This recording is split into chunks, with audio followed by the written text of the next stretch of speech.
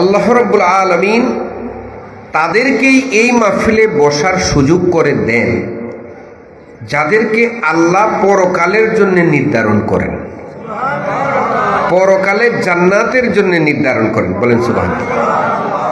এই কথাটা কেমন আমি একটু ব্যাখ্যা করে বোঝাই। এটা হলো জান্নাতের বাগান। এটা কি বাগান? জান্নাতের বাগান। বিশ্বাস হয় আপনাদের? বলতে পারেন যে হুজুর জান্নাতের বাগানে কি এরকম বিছনা থাকবে নাকি? মৌলানা আবুল কালাম আজাদ সাহেব উনার মেয়ের বিয়েতে অথবা ছেলের বিয়েতে দাওয়াত দিয়া আপনাদেরকে যদি এইভাবে বসতে দেয়, আপনারা খুশি হবেন না বেজার হবেন?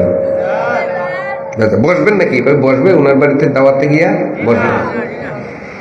এইখানে কেন বসলেন? দেখুন, এইটা হইল ইমানের বিষয়। সুবহানাল্লাহ বলেন। এইটা হলো ইমানের বিষয়। ভাইরা আমার, পরকালে যারা জান্নাতে যেতে চায়, দুনিয়ায় তারা জান্নাত তালাশ করে। সুবহানাল্লাহ জোরে বলেন, আরো জোরে বলেন। আবার বলছি, পরকালে যারা জান্নাতে যেতে চায়, জান্নাতি হতে চায়, দুনিয়াতে তারা জান্নাত তালাশ করে। আবার বলেন সুবহানাল্লাহ। দুনিয়ার জান্নাতগুলি কি? আল্লাহর নবীজি ইরশাদ করেন, আলাইকুম বিমুজালাসাতিল উলামা, অবশ্যই তোমাদেরকে আলেমের মাজলিসে বসতে হবে।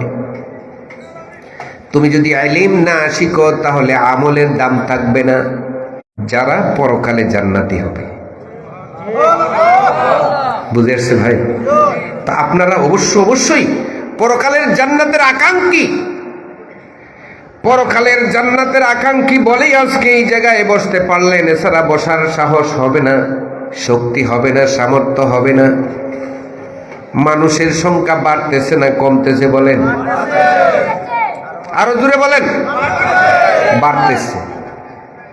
কোরআন পাগল মানুষদেরকে ফিরায় রাখা যাবে না। কথা বলেন ঠিক কিনা?